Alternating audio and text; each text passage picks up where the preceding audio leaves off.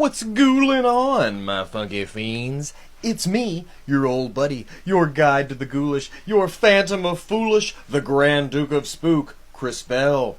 Yes, here bringing you another exciting episode of the Kreature Korner Case Files, Cryptid Files mockumentary studies. There are many names, but there are many cryptids. Tonight, I got a great cryptid for you, yes I do, all the way from Rhinelander, Wisconsin. Out there, I am bringing you the fearsome, the terrifying, the Hodag. Let me take you back to 1893. A local newspaper in Rhinelander, Wisconsin reported on the discovery of the Hodag. It was said that the beast had the head of a frog, the grinning face of an elephant, thick, short legs set off by huge claws, the back of a dinosaur, and a long tail with spears at the end. The reports were instigated by a well-known timber cruiser or explorer and prankster known as Eugene Shepard. Shepard was said to have rounded up a large group of people in town and chased after the beast in an attempt to capture it. I'm gonna get you, you Hodag, you. Here we come now.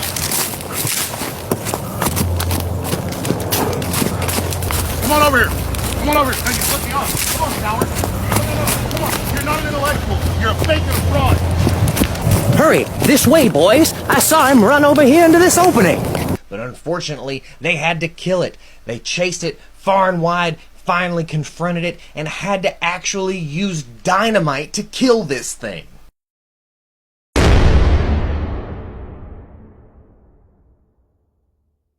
A photograph of the beast's charred remains were released as evidence that he had actually seen it. Good job, gents. Good job. We're gonna make a killing off of this thing now. Everybody gather round. Smile for the birdie now.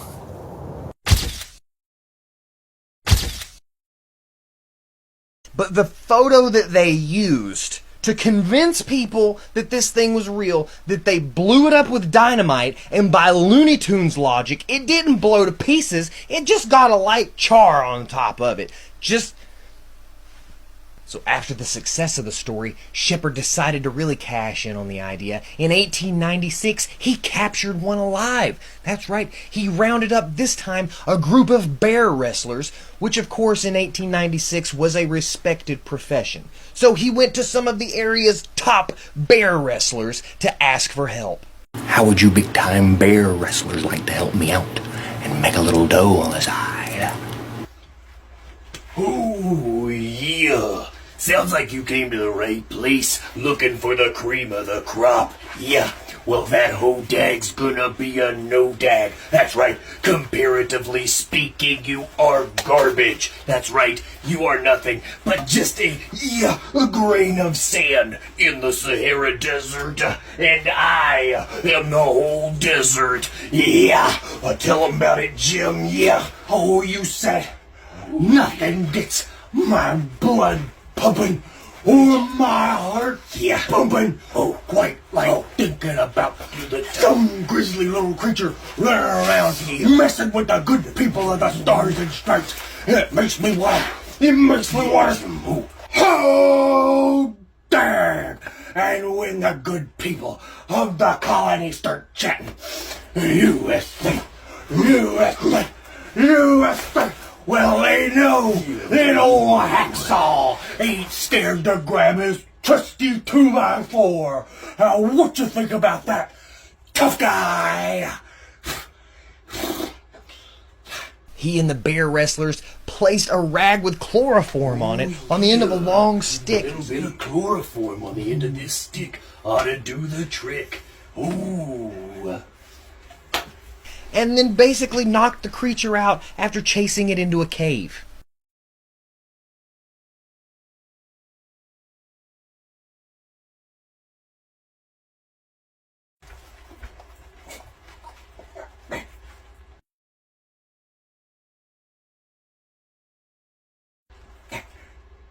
Yeah, we got him. Oh, yeah, tower of power, baby. Too sweet to be sour. Let's get him. Yeah. He displayed the live captured Hodag at the first ever Oneida County Fair. Now, Thousands of people came out to see this creature. Of course, by the claims of what this thing was, like, why wouldn't you? So he set up a whole display in a shed at his house where he charged 10 cents admission to see the creature. In an attempt to prove his validity, he attached a bunch of wires to this taxidermied animal, and he would have his sons move it around occasionally, which would cause the already skittish crowd to run in terror and fear, at which point he would come out and reassure the crowd not to worry. He would go soothe the savage beast. He'd go into the shed. He would quickly change into a ripped-up version of his attire and come back out and tell everyone not to fear, not to worry. He had calmed the beast, and the show would go on and on. In addition to moving the thing around for him, his sons would even make noises during the attack to make the whole thing more convincing. So after the Hodag became such a big sensation, statewide newspapers were writing about this thing. Some scientists from the Smithsonian Institute in Washington, D.C. decided they gotta come get some peepers on this Hodag up in Wisconsin.